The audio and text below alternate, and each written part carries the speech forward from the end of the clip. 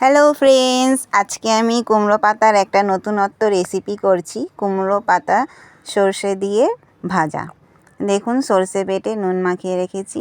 এবার কুমড়ো পাতায় আমি সেইগুলো মাখাচ্ছি, সর্ষে বাটাটা মাখিয়ে দিচ্ছি ভালো করে। এই যে কুমড়ো পাতাটাই ভালো করে সর্ষে বাটাটা মাখিয়ে নিতে হবে। আমার যেহেতু এক হাতে ফোন ছিল, তাই এক হাতে একটু অসুবিধা হচ্ছিল। আপনারা একটু ভালো করে মাখিয়ে নেবেন। এভাবে সর্ষেটা ভালো করে একদম পুরো পাতায় মাখিয়ে নিতে হবে। এই যে সর্ষেটা পুরো ভালো করে পুরোটা পাতায় মাখিয়ে নিলাম। এবারে এটা পাতাটা মুড়ে নিলাম। পাতাটা একটু চেপে চেপে মুড়লেই ওটা মুড়ে যাবে। তারপরে গরম তেলে পাতা ভাজার জন্যে পাতাটা দিয়ে দিলাম। দেখুন, এবার পাতাটা উল্টে পাল্টে ভেজে নিলাম। ভাজা হয়ে গেল।